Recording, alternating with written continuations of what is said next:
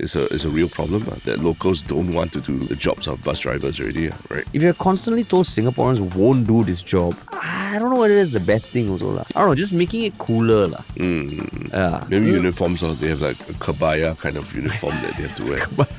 But then, we talk about Singaporeans, embracing sport, healthy living and all. So then this one, are we also getting a bit too isolating? There are quiet balls, quiet rackets. I don't think it'll ever be taken up. The feeling is different. It's the common excuse we hear when guys who say they don't want to use condoms. Right? Exactly. The feel different. The feel is different. Yeah.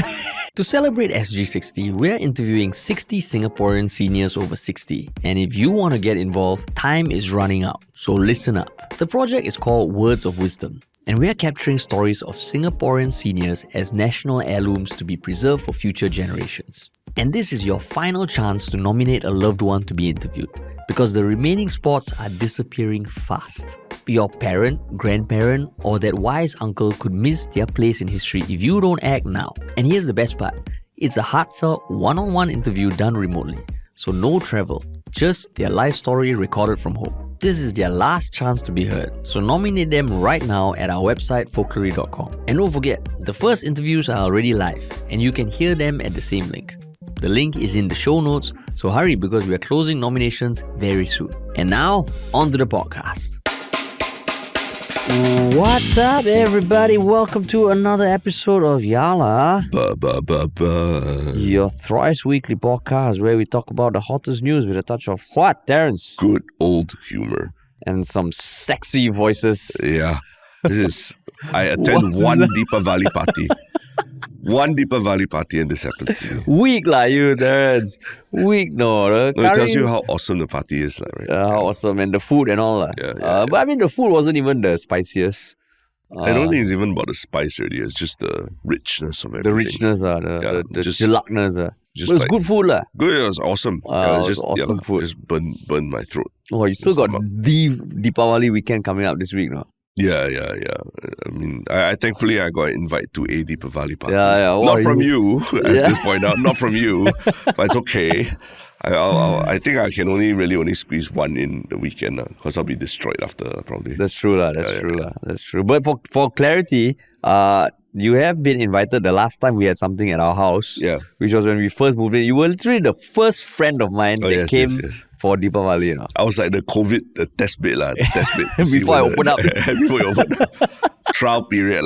You see whether it goes nuts. But since then, we actually haven't hosted any 𝗲𝗵𝗶 thing. But I understand this kind of thing is very tiring to host and all that. It's tiring but I mean maybe when our kid is a bit older. I wouldn't host. With a 14-month-old, I wouldn't host also. Yeah. As in you go, but don't host because the cleanup after is disaster for a young family. Yeah. So I mean, but I mean you kena rabak already. But you're immune, you like no issues at all. No, like the previous weekend I had a bit of alcohol that destroyed me. Okay. But Indian food, I never take too much of the spicy stuff, and the richness I be kind of like strategic because it's not even the spicy stuff, it's the sweet stuff. The sweet stuff just like dries up your throat. The sweet stuff, I didn't touch any of the Indian sweet stuff. I did. You were eating the jalebi, Because I'm like a Chinese guy at the table. You gotta try it, right? You've been in Singapore for how long already? Yeah. Tristan, do you know what's jalebi? Orange. Oh yeah, correct. But have you had it before? I did that night. Oh, you did that night. That's the first time that I said because for me. It was damn funny. For anyone listening who is familiar with jalebi, it's basically like a dough that is deep fried and soaked like 200% saturated with sugar. Yeah. And it's like it's like a piece of muruku, except it's damn sweet. And normally people break off a thing. Yeah. I think everyone at the table saw you take one whole thing and put on your plate. Then I was like, okay, Terence, just eat the whole thing, man. But someone was kind enough to be like, okay, normally you just take a piece of that, Terence. It's very sweet. Yeah. But you didn't eat the whole thing, right? I didn't. Yeah. But I should have read the warning signs, the fact that you all weren't eating it. Yeah, I mean, Indian sweets are like sweet, man. Yeah. Sweet.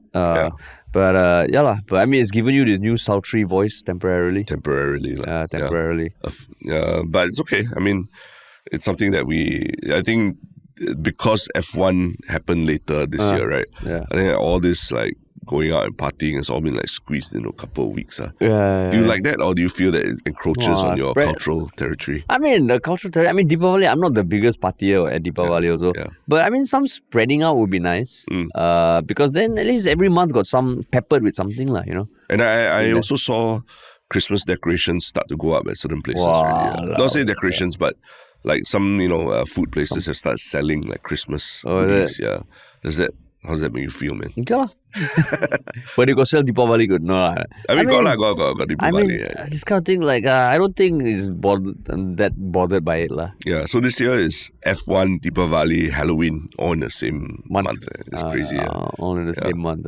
I mean, I see all the influencers all just like the last 2 weeks has been insane. But Deepavali also, the influencers partying, That's true. I don't see much. Oh, man. Yeah. Wow, they're like, they're so racist. Yeah. I mean, but to be fair also, like right now, it almost feels if you wear another ethnic group's costumes, people will say, appropriation and all this shit. Yeah.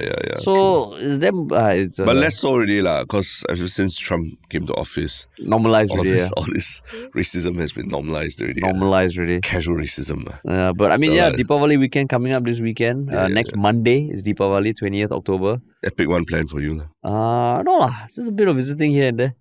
But your child should be able to enjoy I mean, we'll try and see some lights and stuff and all that. Go and see wherever the lights are. I mean, Little India will be a crazy... Don't say the word.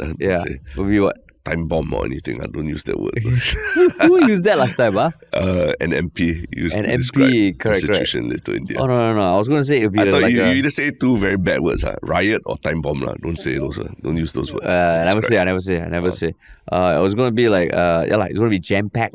Okay. Jam-packed. Yeah. But I mean, festive. The festivity is starting to feel like, it's the end of year already. Yeah. The Q4, man. Yeah, Q4. Correct. Yeah. Wow. Fast, huh? Fast, man. It feels like election just happened yesterday. Yeah, that's why. Already Q4. Yeah. But, I mean, so that was the weekend. Interesting week coming up. Yeah. And we got some topics to talk about, as always. But before that, what is the spiel, Terence? If you like what you're listening to, except for my very exceptionally deep voice today, if you like everything else that you're hearing, which is what the regular 𝗪𝗲 𝗏𝗏 podcast is, please make sure to like, share, follow, subscribe. Send this to someone who doesn't subscribe to 𝗪𝗏 𝗏𝗏 already because, it's important to get the word out there. Yeah, man. The cool thing was even at that dinner party that we went to, I think some random uncles also came up to us and said I saw you, Harish, but I did not recognize you until I saw Terence next to you. Yeah. Then they're like, the Chinese and Indian together. Then they realize it's 𝗪𝗏 𝗏𝗏, right? Yeah, because previously you have said that when people see you, they don't recognize you until I'm next to you. But Terence, you see, now it's a flip. Yeah. I will say part of me was like, are you fucking kidding me? No, but I'm kidding. We were at the Deepavali celebration, Harish. No, I'm kidding. We were at the Deepavali celebration where I was the minority. I'm kidding, Terence. If people recognize you on your own, I'm happy for you, Terence. I'm happy, No, but it's just that it was a different context because it was a Deepavali party. So primarily it was more everything Indian flipped, people. is it? But he was a Chinese uncle. Yeah, he's a Chinese uncle, but if he saw me outside as a normal Chinese person, he wouldn't recognize us. So you see, don't worry. It's not about you. No. I'm okay, Terence. I'm okay. It's the context. I'm okay. It's okay. I'm okay. Majority privilege. That's why you enjoyed that night. Correct. And if you want to also see our shorter snippets, our other types of content, you can follow us on social media. And if you want to work with us, you can reach out at contact@ministryoffunny.com or drop us a message at ministryoffunny.com. Yes. Sweet, man. Yes. All right. The first topic. It's another transport-related topic because on 12 October, Sunday, Acting Transport Minister Jeffrey Siow, he at a doorstop interview at Choa Chu Kang bus interchange, he delivered a relatively short speech based on the transcript that talked about the bus connectivity enhancement program primarily, but also remarked that apparently less than 1/3 of our bus captain population is currently Singaporean. And I mean, it hasn't sent intense shockwaves around Singapore, but it was an interesting thing. And given it's transport related, I mean, we've covered a lot of transport. This one feels like, okay, it touches on a lot of things. But what made you want to talk about this, Terence? I mean, I guess it's the backdrop of this is that we're hearing about autonomous vehicles being piloted in Singapore. We also, not too long ago, we were talking about how private bus companies were dangling $5,000 starting salaries to bus drivers, and there were like 1,000 over applicants for 10 jobs, right? So what you're seeing here is the opposite of that, right? That they're saying, it's very hard to recruit bus captains for public transport. And it's pointing, very starkly, he mentioned that it's about either the cost will, if we want to raise salaries for bus drivers, the cost will go to either the taxpayers or raising bus fares, right? Which is because that's how the LTA transport system works, right? Under LTA, which I think you had a better understanding of it after reading a bit about it as well, right? Yeah, I think it's just important to set the context because there are a number of public services in Singapore, especially public transport services, that have undergone different operating models and hierarchies, which I myself wasn't the clearest. Yeah. So right now, basically, it's, I think, similar to how the MRT kind of operates. Is LTA owns all the assets, they own all the buses, but they engage bus operators to bid for tenders that are based either on geography or routes to operate it. So there are 4 main bus operators in Singapore: SBS Transit, SMRT Buses, Tower Transit Singapore, and Go Ahead Singapore. So all this work under the BCM, which is the bus contracting model. And just to give an idea of a scale, apparently there are up to 3.6 million bus journeys a day in Singapore. So this basically came into effect only in 2017, I believe. It was, so let's see. In 2014, the LTA announced the bus contracting model. So before that, right, what it used to be was the bus operators own the buses, they own the depots, and they own the equipment. And that resulted in a lot of inflexibility. I think pricing back then was less consistent, and there was almost less incentive to do well. Because now if you imagine LTA, they own all the hardware, and based on geography that is decided, different operators tender. Yeah. And based on, part of the tender involves, the operating cost, the risk, how you're going to deliver value and all that. And that is all managed by LTA. And the fares are all set by LTA also. Yeah. So up till 2014, it was the previous model. 2014, they introduced the BCM. And then the first tender was May 2014. So now that's how generally we operate. And by 2018, 2019, the whole of Singapore was under the BCM. Yeah. And the retendering of packages happens every 5 to 7 years. Okay. And that is an important context to understand about the fares and how things are operated. Because we're also reading anecdotally, the margins for these bus operators are not the biggest. Yeah. No, I think I guess the big thing for me when hearing that is that basically it means that the private bus operators essentially have to find ways to, raise profit margins by cutting costs, right? Yeah. In certain ways. That they're not the ones who decide how and when bus fares go up, right? That's actually LTA's job. So LTA is the decision power for bus fares actually goes to LTA and increasing the top line revenue. Whereas the only way for bus operators to make bigger margins, profit margins, is squeezing the bottom line a bit more. Right? Yeah, that's true. Because, comparatively outside of these models, you also get private companies that don't deal with the public transport routes. Yeah. Like, West Point Transit, who the person who runs it, Lionel Lee, he's been on our podcast before. Yeah. That was the company behind the 𝗲𝗃 job posting that you mentioned earlier. So it's two different worlds. And I think it's important to set the context about in case comparisons are made. But when you saw that, a third of bus captains right now are Singaporeans, were you surprised by that? Not surprised. Just anecdotally, when you take the bus and all, most of the time, a lot of rides I see, they're not local drivers, right?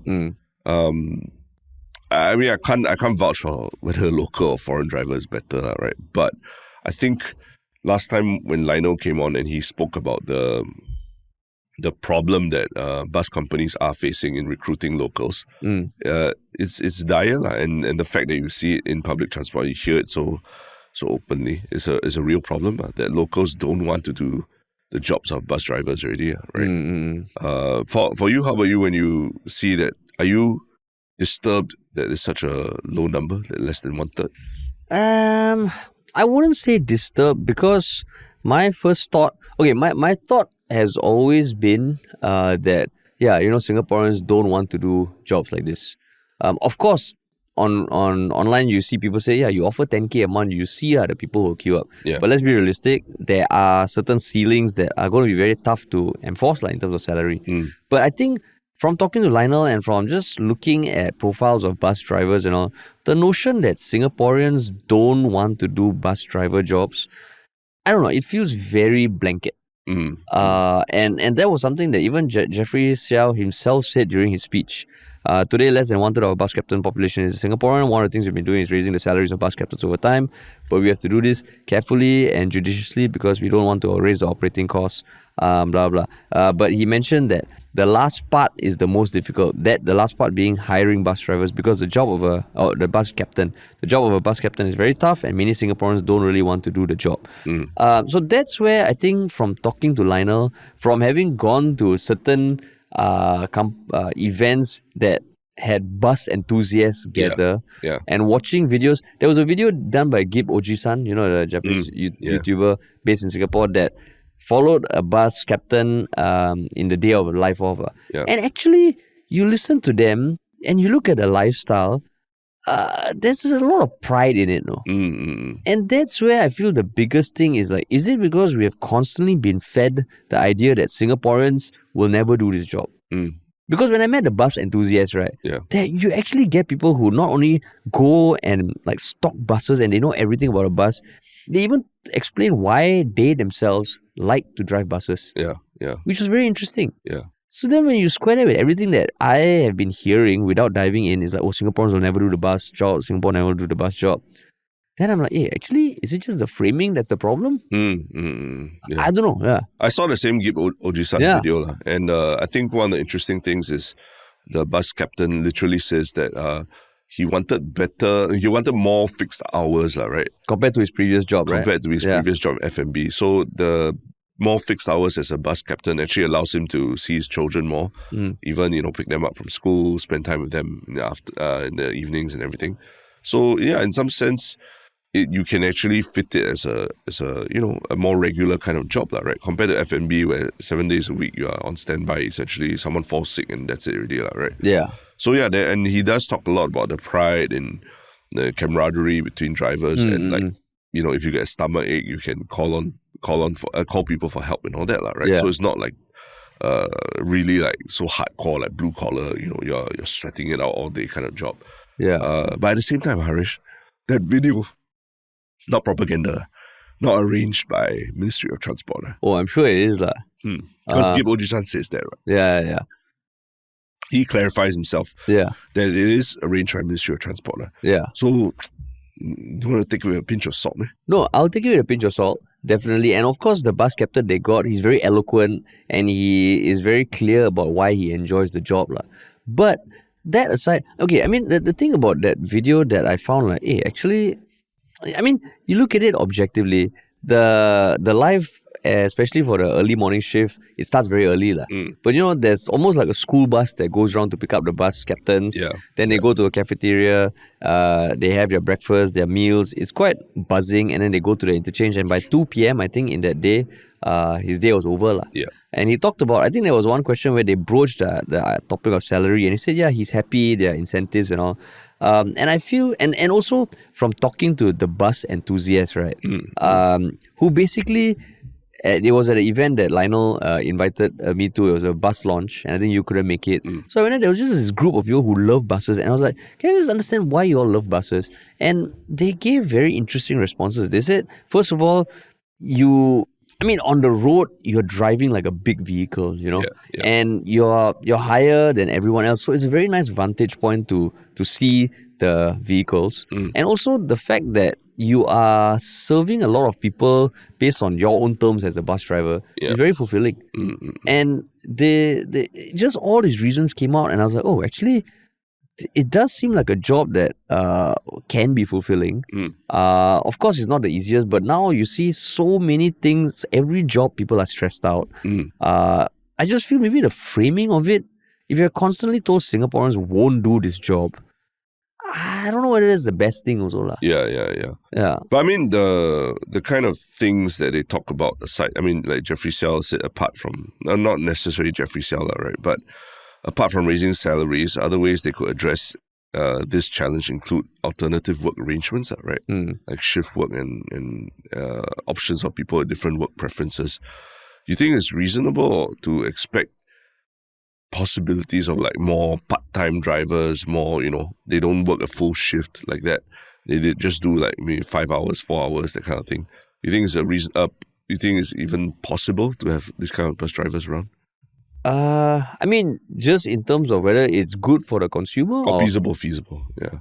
I mean, I would imagine it is because, I mean, okay, just from whatever videos I could find, like normally they will start at one bus interchange and their route maybe is like an hour plus, they go to another bus interchange and then they get on a different route. Yeah. So that's where they can squeeze in a quick toilet break, And if the quantums are like 1 hour plus journeys, it feels like it can be more part-time people there. Yeah. So I mean, not to shit on what he said or anything, but it just feels like, I think that could be a solution. Yeah. But first of all, whether it's even a problem that wanted and maybe a declining number of bus drivers are Singaporean. Yeah. Is that a problem? I don't know, but some people did point out that like the shift hours, right? Although right now it sounds like, okay, it's fixed, so you get a plan around it and all. But one thing to remember is that when you start your shift at 4 a.m. or whatever, right? It means that you need to get to the bus interchange before that obviously you need time to travel there. But the thing is that there's no public transport for you at that hour in the morning at 3 a.m. So you have to go and take a employee's bus, right? Which you might need to cycle or walk to because there's no other transport, there's no other way to get there on time. So it does add up, in terms of the hours that you spend commuting as well, even though it's kind of ironic, right, that you are the purveyor of commuting, but you have to commute to your work, right? Yeah. So they can allow others to commute to work, right? Yeah. So you end up spending a lot more hours also traveling because of those slightly in the wee hours of the morning. That's very hard to get public transport. True, but there are also many depots in Singapore. And if there is an arrangement that works, then maybe it's not too far from your house. At least there's an option there, Yeah. And I mean, we've seen, right, through ride sharing in Singapore, even though that job, there's not much progression, it can be quite stagnant. Yeah. But the number of people who have gravitated towards that is very indicative that people are open to those sorts of stuff. Maybe it's even a thing that supplements a main job. If there are those options, why not? Why not? Yeah, because I think like private hire drivers, there's a lot of Singaporeans doing that, right? Yeah. But it seems like people also don't want the bus driver job because of the training involved in being a bus driver. So bus that's captain. Bus captain. Yeah, the term is important. Bus captain, because I think according to like videos that you see about them, like the 𝗬𝗲 one, they actually learn a lot of things like CPR, even firefighting, and they have to pass a lot of safety tests and all. So there's a very long period of training that involves, hiring a bus captain, and maybe that's why to maximize. Make that training pay off or make it worth it in the long run, they need the bus captains to commit full time also. Yeah, maybe. That's the tricky part, I guess. Yeah. Whereas private hire vehicle, honestly, most of them don't have that kind of training at all, right? It's just they hop in their car and they drive, right? Yeah. But that's where I mean, it just feels like, do we need to keep hearing the thing that Singaporeans don't want to do these jobs? Yeah. Because I feel that imposes a stigma that if you wanted to do this job, it's because, you cannot make it. Yeah. But, I mean, as you get older, so many people in their jobs, of course, now the job climate is not the best also. Yeah. If there are roles like this, I think Singaporeans might be open to it. But no one would want to take a job that is seen as like, nobody wants to take. You sure you want to take or not? Huh? You sure you want to take? Because I mean, when we jumped over into media, there were a lot of questions also. Hey, you sure or not? Media can make money or not? Yeah. And it doesn't feel good, like, it always makes you question. Yeah. But if it can be like, okay, here are the perks, it's not for everyone. But if there's someone, it's a respectable job. And especially because I think it was around 2004 to 2006, it was a concerted effort to change the term bus driver to bus captain. So it feels like, okay, if there is the thought that, let's respect this profession a bit more, then it should follow through all throughout. Otherwise, it's just lip service. So that's why it's a bit conflicting. Like, we want to, redefine what success looks like. We make these efforts to, go from bus driver to bus captain to make it a bit more respectful or acknowledge the importance of the role. But then we keep hearing, but Singaporeans won't want to do this job. So the solution is, let's inscribe bus captains on the UNESCO heritage list. And then come up with socially conscious bus captains. Bus companies. Socially conscious bus companies and bus operators. But if Lionel Lee from West Point, if the private bus companies offer 5,000 and then there's like 1,200 applicants for 10 roles, isn't it obvious that it's just a money issue? Then shouldn't we ask the same questions that we ask of Singaporeans? Why are you not willing to pay more for your transport services? Why are you not willing to pay more for hawker food, Shouldn't that, is it, are we shining the spotlight on Singaporeans? Like, firstly, like what you say, the perception of bus drivers being, where there's a lot of negative perceptions that we should get rid of in the public eye. And secondly, we should also be willing to pay more. But I think the hawker bus captain comparison, not the fairest, because for hawker food, if you want better food, if you want like some of our local delicacies to not die out, and that means you have to pay more, there's a direct value that you get. The thing about bus captains, if your fares increase, but whether the bus captain is Singaporean or not, at the end of the day, you get point A to point B in X amount of minutes. It's a bit harder to communicate. I think depending on people to say, we want to pay more to increase the respect people have for bus captains, it'll never work. But then you are the proponent of like, wow, the canteen store auntie give you your food, and you are so into that. So you don't want to have like a very powerful relationship or strong relationship with your bus captain who greets you every morning, and then he drives slowly to accommodate that you're a bit. But what does that have to do with the nationality? My thing about the school canteen is I want a person there. Okay. So it doesn't matter what nationality. The moment we talk about autonomous vehicles, that is a different story. But now it's like, just have a person, like you don't want to lose that also. And I think comparing public transport and hawker food is a bit different. Like, if you don't eat hawker food, there's still other options. Whereas public transport is like, it's public transport already. Like the roads and everything, there's nothing else you can do. You don't take public transport, then what you take, it's, private already, right? So that's where it's, I think it's a bit different from the hawker centers thing, right? But I mean, that said, should we all still be expecting to pay more for public transport? That's the thing. If we want to, let's say we want them to raise salaries for bus drivers, make them put a minimum on salaries for bus drivers, right? Should we be willing to accept higher fares? I mean, I think we should be, provided we know that it's really resulting in higher salaries for bus captains. If it's just, increasing fares to ensure smoother operations of public transport, those sort of nebulous, abstract stuff is very tough for people to empathize with. But if you say this is directly going to improve the salaries of bus captains, I actually think people might be less annoyed by that. If they announce it alongside a floor for bus captains salaries, right? Exactly. Then you're like, okay, at least we know for a fact that bus captains will be paid more. But if it's, to improve connectivity and performance and all, then we're like... And to ensure no over-maintenance of our equipment. Then all that kind of stuff, you cannot see the impact, and I think that is the thing about people's generosity and all, right? I think people can be very reasonable, provided they know what their what the true value that they're getting out of something. If it's just improved connectivity, and thankfully the public transport buses and all, there hasn't been complaints of breakdown or anything. Because I think even if things break down, you can get off, another bus can come. Yeah. Train breakdown is damn tricky. Like, you have to walk on the track and shit like that. Yeah, correct. But So- my perception-wise, like, buses, they bring us place to place and all. Do you think there's anything that can still be done about the perception of a bus captain?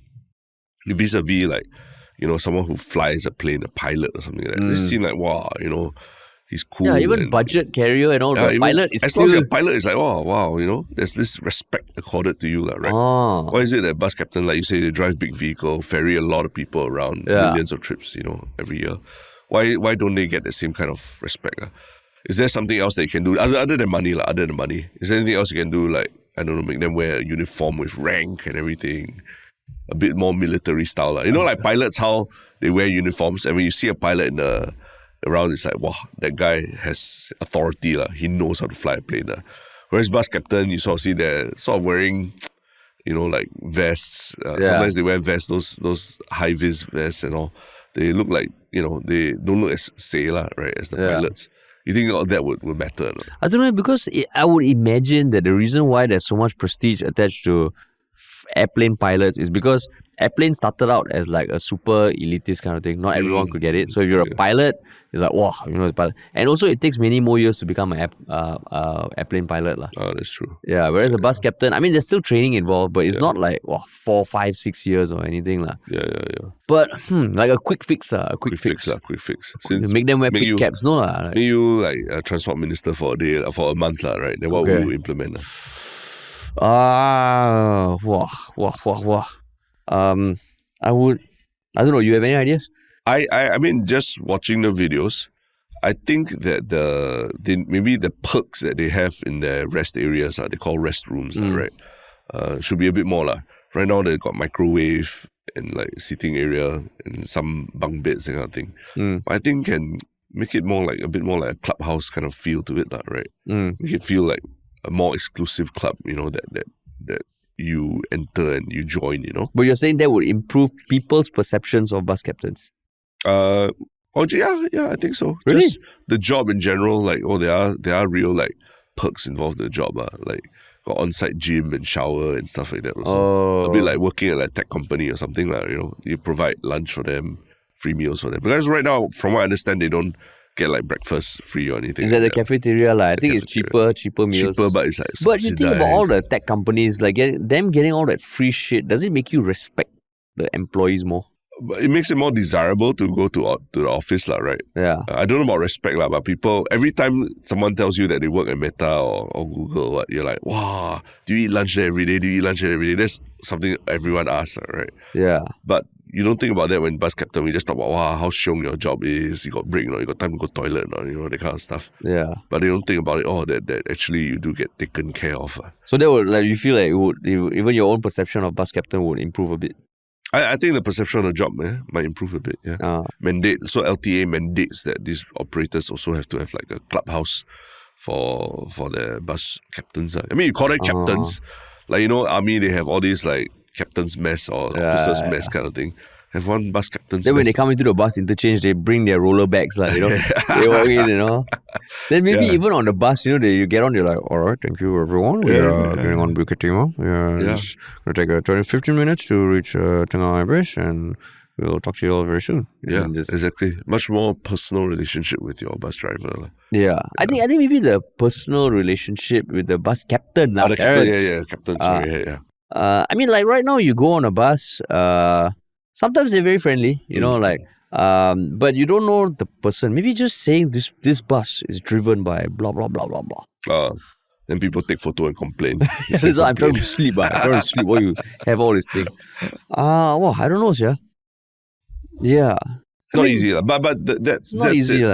I mean, traveling to countries like Japan and all, when you see, the bus captains when they are driving buses, they feel much more like authorities, of their bus, right? Like they I think like what you said, I remember that I think I was taking public transport. I think it was a tram or something I was taking in Japan or something. I can't remember where exactly.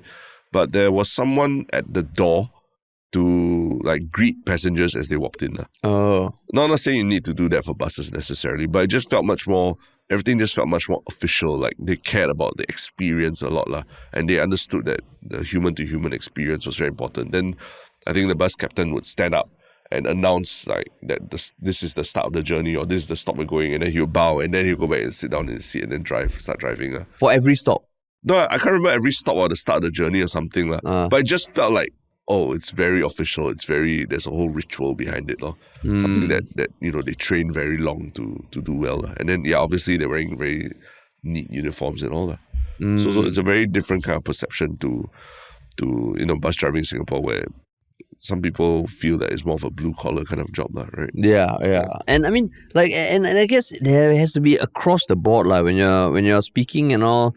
Of course, the reality might be, okay, at this point, Singaporeans don't want to take the job. Yeah. But, I mean, I just feel the job, I can see it appealing to a lot of people. No? Yeah. Compared to sitting in an office, getting maybe a similar kind of salary, it is going to be a lot more tiring and all. But, I mean, if you can kind of have a bit more flexibility with your day and your hours, there's so many people working in offices and they just hate their jobs, That's true. So maybe it's just more, how you say, like crafting it, like what they did, moving bus driver to bus captain. It's been so long ago that I don't know what the impact is, but just a bit more respect for the job in terms of talking about it also. Yeah. But really no quick fix. Maybe have a bus captain reality TV series. Bus Captain 100. I think in one of the Nordic countries or Scandinavian countries, they have this slow TV, which is basically a live stream of the POV of a train that's going through the country. Of course, there it helps that the countryside is beautiful. But I would imagine on YouTube also you can see just POV of buses going around Singapore. I mean, Singapore is all dash cam, crashes. But I thought that was a very cool way of just, it's almost cathartic, showing the routes. So, I don't know, just making it cooler. Maybe uniforms, they have like a 𝗂𝗍𝗧 kind of uniform that they have to wear. They're like suits, like service and authority. I mean, not something easy to solve, because at the same time, I don't think it's like raising salaries also is that easy. So in this case, I mean, it seems like they're trying, but maybe just even the small step is the language and just kind of highlighting it. Actually, this job, I mean, might appeal to some people, Yeah. Might appeal to some people. Definitely. But yeah, man. I mean, speaking of appeal to some people, there's an activity that, obviously is appealing to a lot more people than before. Yeah. But at the same time, there's also a growing group of people who don't want to see it or don't want people to be playing it for longer hours. Yeah. And what is this activity? The activity is a little-known sport called pickleball, which has exploded over the years all around the world, especially in Singapore. So the latest development as of October 11th was that there is a petition that calls for longer pickleball hours at HDB courts.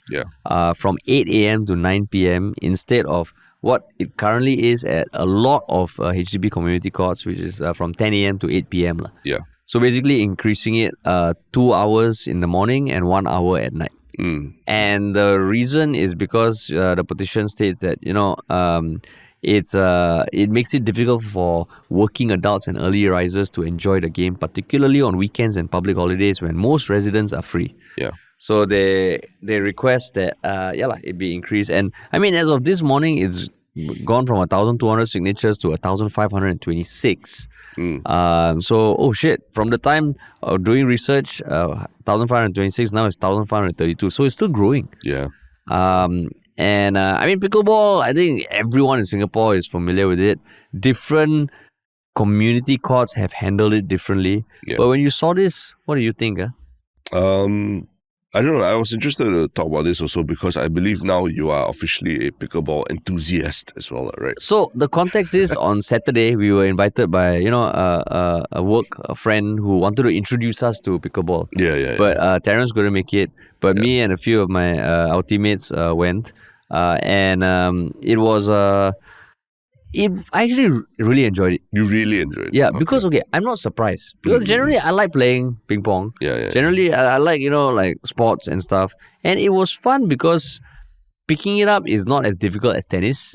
But it's also more mobile and more of a workout than table tennis. Mm. So it sits nicely. It's quite social. So yeah, I really enjoyed it. Yeah. Yeah, and I can totally see the appeal of it. Doesn't mean I'm going to dive headfirst into it, but yeah, it's a very appealing sport. So do you see that these arguments for having longer pickleball hours at HDB courts, do you agree with this? I mean, that one, I don't know, man. Because, okay, so near my house, there's a pickleball court that's maybe like, if I take my lift down, maybe like 50 meters away, 60 meters away. Yeah. And it really is very loud. Yeah. The katak. So going from 10 a.m. to 8 p.m. to 8 a.m. to 9 p.m., I think that is quite a bit of an ask. Because the one thing that happens at these pickleball courts, yes, there is the sound of the balls, but there's also the sound of people, like celebrating when they get a point, or joking and laughing, which, I mean, you want sports to have that social aspect. Yeah. But this one I feel is a bit much. Yeah. You? You have not played pickleball before. I've not tried it. Do you think you will like it? I think I'll like it because, tennis, table tennis, everything. I like those racket sports, right? But yeah, I think like maybe 200 meters. I'm 200 meters away from general court, basketball court where people play pickleball. And it's really noisy. And it's not just the noise, but the frequency of the hitting of the ball. Whereas, tennis or basketball is... I mean, basketball, yes, there's bounces, but they're generally quite low frequency. But the frequency of the balls, meaning like the amount of hits per minute for pickleball is really a lot more because it's a smaller space, right? So it's something that, it wakes you up from your naps or whatever if you're taking them in the middle of the day and all that, right? And 10 a.m. to 8 p.m., I thought, okay, that's a good 10 hours to play. But beyond 8 p.m., I think I get a bit irritated because when you get home from work and everything, you kind of just want to like relax and not have noise in your head. And I think recently I learned that living with high levels of noise can be very stressful for your heart. Like you don't feel it over the short term, but long term is not good for your heart, like elevated heart rates and everything. So to want the additional like 1 or 2 hours of playing after office hours, I feel that's a big ask. But then, we talk about Singaporeans, embracing sport, healthy living and all. Yeah. In some way, this is it, what? Like, the kampong spirit. Last time we said, the kampong spirit is gone. I would imagine kampongs were not the most quiet. Yeah. People living in close proximity and all. So then this one, are we also getting a bit too isolating? Isolating meaning what? In the sense that I want to have peace and quiet and all. Whereas we talk about, a community, vibrancy and all. I mean, I guess that's where it was interesting to talk to 𝗬𝗲, the FAS, the Singapore football team interim coach, right? I mean, where he said that basically these are the cards we have in Singapore and we play with them, right? And the cards meaning that our players don't face, the same kind of pressures that people do elsewhere. Our players don't have the same kind of environment that players do elsewhere. But, this is what it is in Singapore. And without these cards, we've got to play with them, right? And in Singapore, we have, very dense urban environments where people live in close proximity to each other. We don't have a lot of space, right, to freely play a lot of sports, And we kind of have to prioritize community first, when making certain decisions about things, right? So, in spite of that, like, the last decade or so, the medals that we've produced are in sports that are not typically enjoyed by everyone in Singapore. Swimming, kite foiling, right? Kite foiling, 𝗪𝗲. They found a way to make it work, right, for them. And then a lot of it is, they got to a point where they're too good to be ignored and they went overseas for training, right? And the environment, if they stayed in Singapore, we would not have produced those medals, plain and simple, right? And in some ways, these are the cards that we have for pickleball in Singapore. And we have to acknowledge that how it fits into a community is an important part of it as well. And if it is causing people a lot of stress, if it's beyond 8 p.m. and everything, then it's just something we have to work with. And I mean, yes, it's a bit hotter and it's a bit tougher to follow, based on your work schedule. But yeah, there's other things that you adjust those things rather than adjust the hours that they are set at right now. But then what if it's just a small group of people who are, feeling the inconvenience? Because, so looking at this one article that had some stat, this was in September 26, Since January 2024, there have been 701 complaints about pickleball noise in HDB estates up till September. So that's essentially 21 months. Yeah.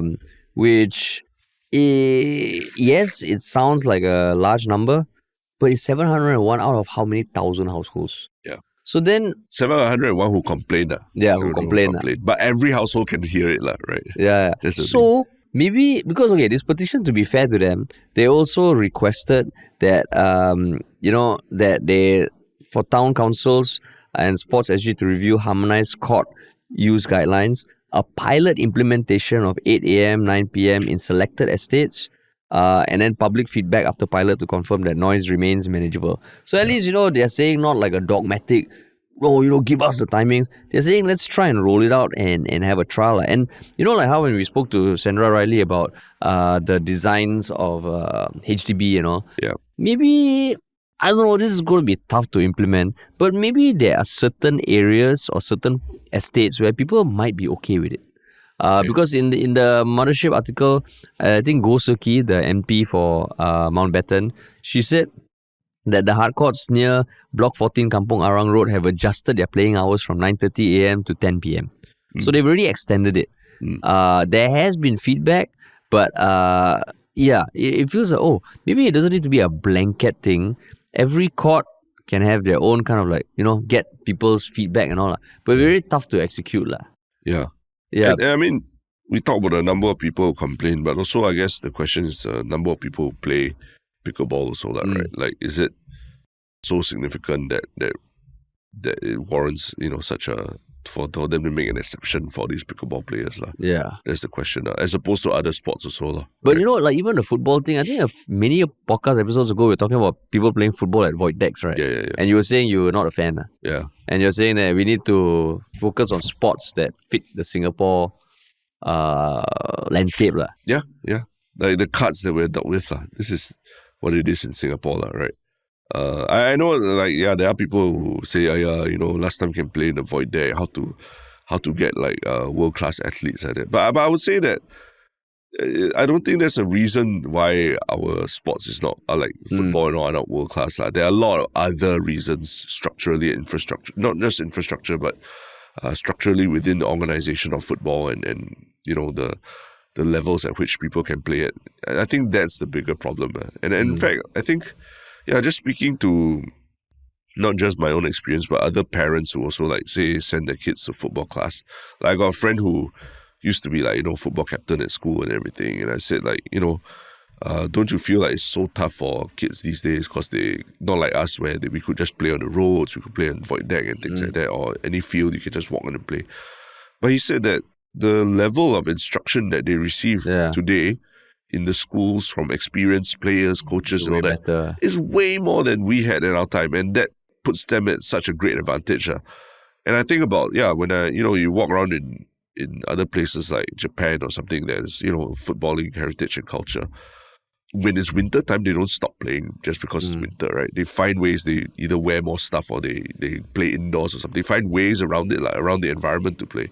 Singapore, we got fewer problems with weather and all that. But we can't play void decks, but doesn't mean that we don't have anywhere to play football, right? Yeah. So I think that whole void deck thing, maybe even just hearing from the Singapore coach also, is a bit overstated as a reason why sports cannot flourish in Singapore and all that. Yeah, it might be a contributing factor, but it's not a pivotal factor.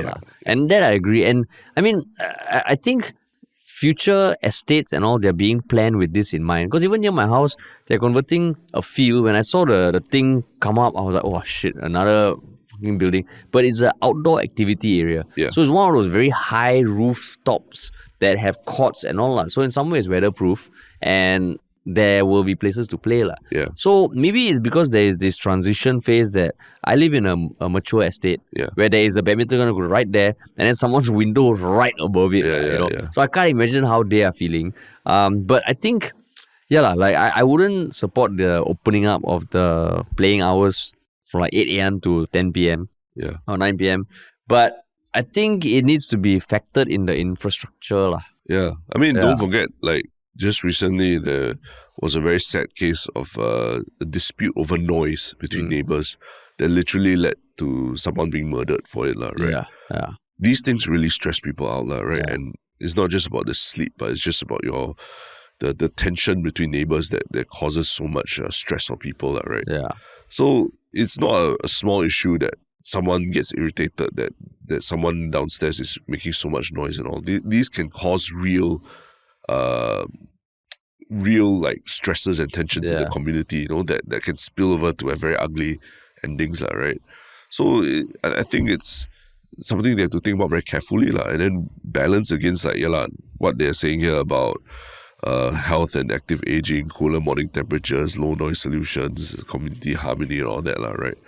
Community harmony, I mean, when only part of the community. Only part of the community is harmonious. Everyone else is angry, right? That's There's true, not really that's harmony, true. right? Yeah. So I think it's something that needs to be thought about. But I mean, you just played over the weekend. Yeah. Why can't they create less noisy rackets and balls? Yeah. Why cannot? I was going understand. to come to that also, and I have Googled it. Yeah. There are quiet balls. Yeah. There are quiet rackets, but this is where I don't think it'll ever be taken up because the feeling very different. Oh, is it? Yeah. Even- It's like, okay, what racket sport have you played? Tennis. Tennis. Badminton, yeah. So there's a certain part about like connecting and like a sweet hit, you can feel it, right? Sweet spot. Yeah. So last time hockey also, you sweet hit, you hear the kata. Oh, pickleball is like that. If it's a soft thing, it takes away a certain thing, which sounds very superficial, but it's enough that I don't think this quiet thing would ever take off. Yeah. So I think any hopes on like people adapting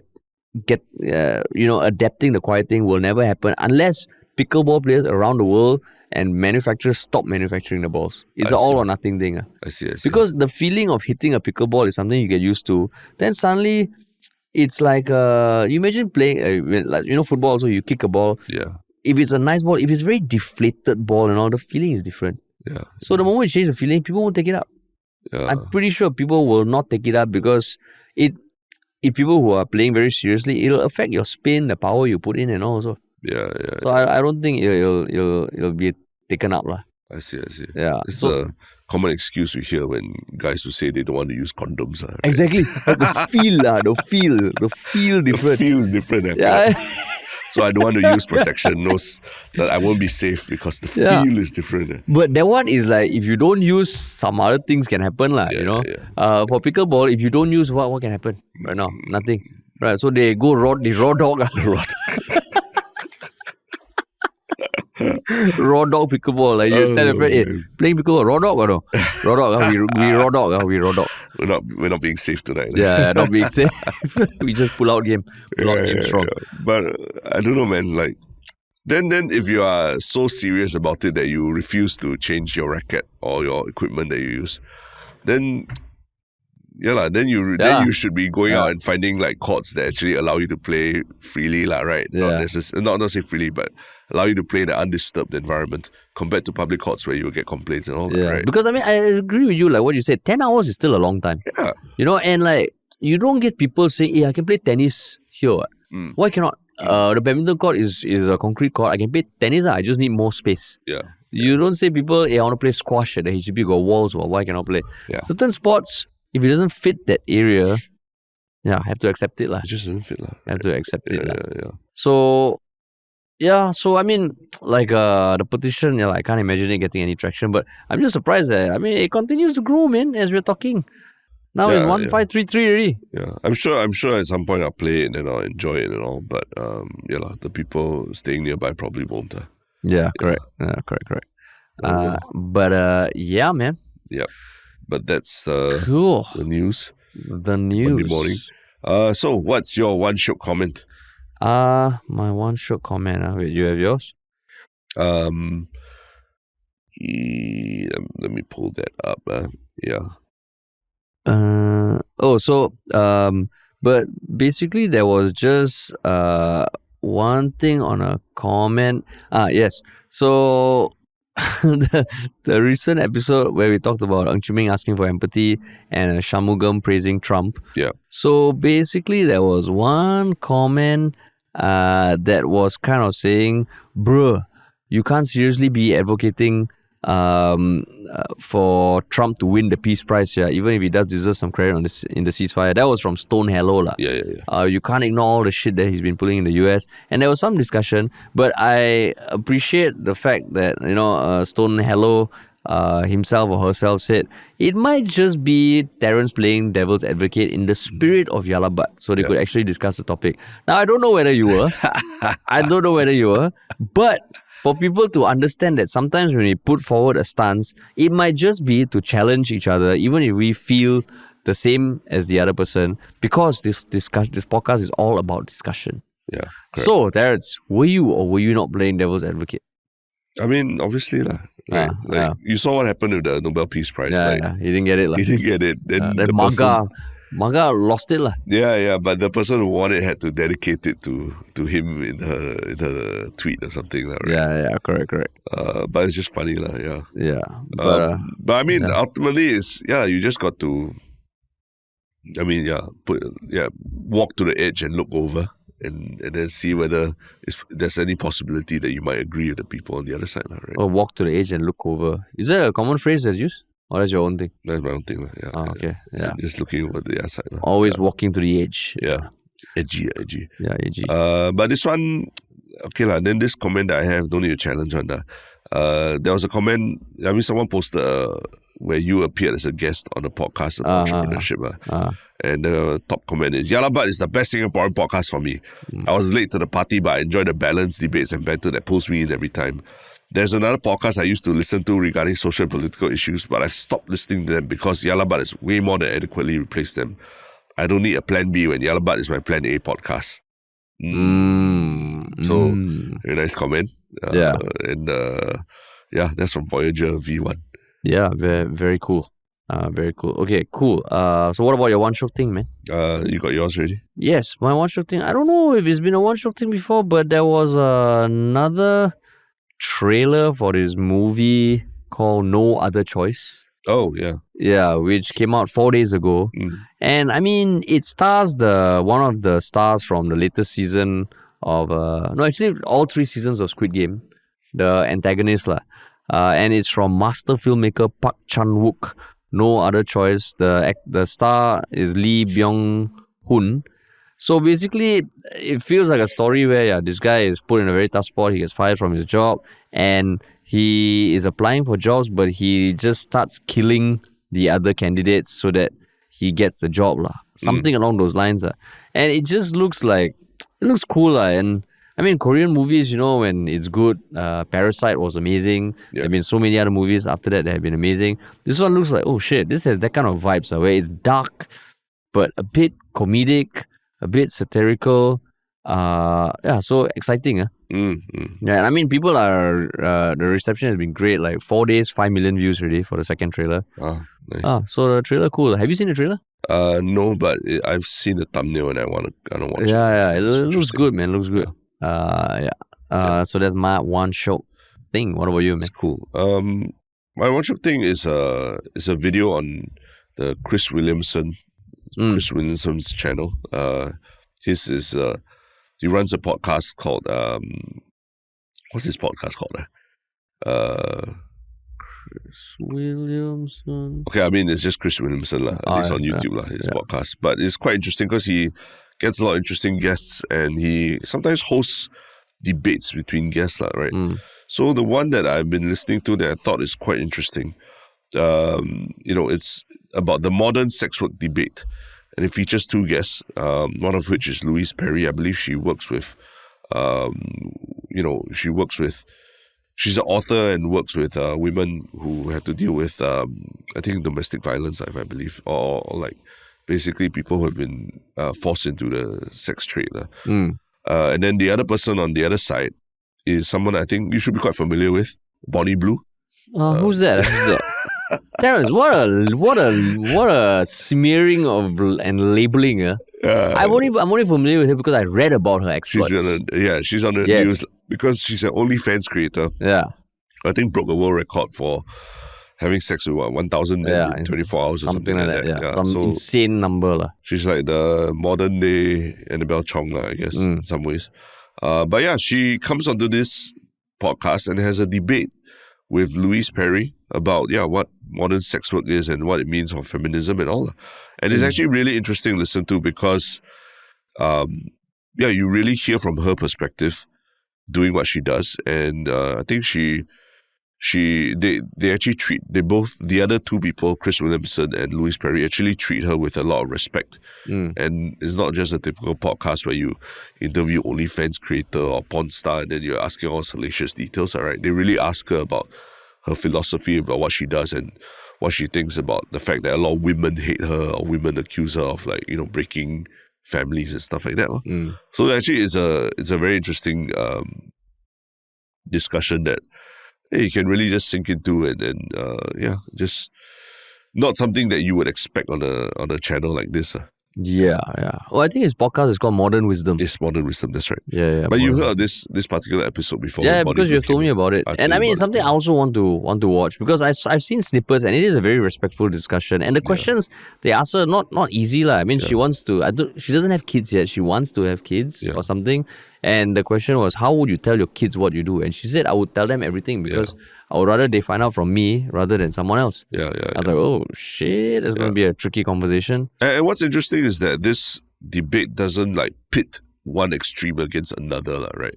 I think it pits someone who's doing quite what we consider by modern standards quite extreme against someone who helps women in other kinds of extreme situations, right? Yeah.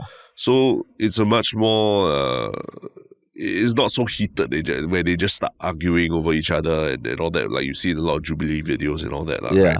But it's really much more of a let's really find out what this person is thinking and whether there's some middle ground between what the two sides are saying. Right? And then they're not pitting extremes against each other for the sake of likes. So I mean, there definitely is 2 hours and 12 minutes. But interesting, man. Cool. Okay, awesome.